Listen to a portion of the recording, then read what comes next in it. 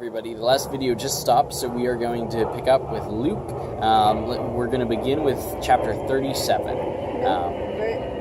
Chapter 9, verse 37. Yeah, Luke 9, verse 37. The next day, after they had come down the mountain, a large crowd met Jesus. A man in the crowd called out to him, "Teacher, I beg you to look at my son, my only child.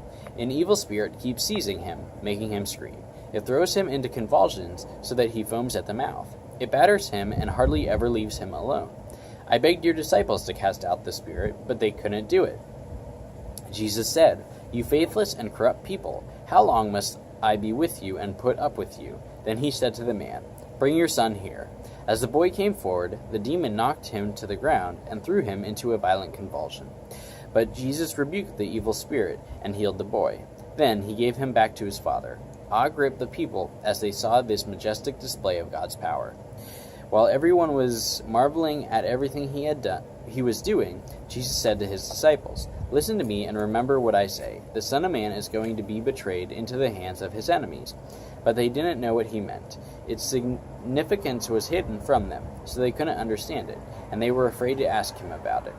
Then his disciples began arguing about which of them was the greatest. But Jesus knew their thoughts, so he brought a little child to his side. Then he said to them, "Anyone who welcomes a little child like this on my behalf welcomes me. Anyone who welcomes me also welcomes my Father who sent me. Whoever is the least among you is the greatest." John said to Jesus, "Master, we saw someone using your name to cast out demons, but we told him to stop because he isn't in our group." But Jesus said, "Don't stop him. Anyone who is not against you, Bless you. thank you, is for you."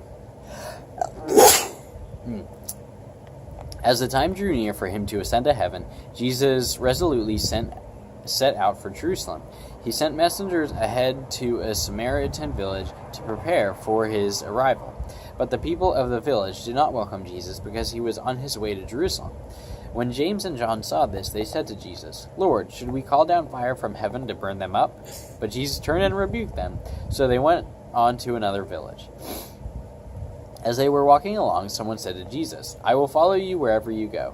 But Jesus replied, "Foxes have dens to live in, and birds have nests, but the Son of Man has no place to even lay his head." He said to another person, "Come, follow me." The man agreed, but he said, "Lord, first let me return home and bury my father." But Jesus told him, "Let the spiritually dead bury their own dead. Your duty is to go and preach about the kingdom of God." Another said, "Yes, Lord, I will follow you, but first let me say goodbye to my family." But Jesus told him, "Anyone who puts a hand to the plow and then looks back is not fit for the kingdom of God." Chapter 10. The Lord now chose 72 other disciples and sent them ahead in pairs in all the towns and the places he planned to visit. These were his instructions to them. "A harvest is great, but the workers are few. So pray to the Lord who is in charge of the harvest. Ask him to send more workers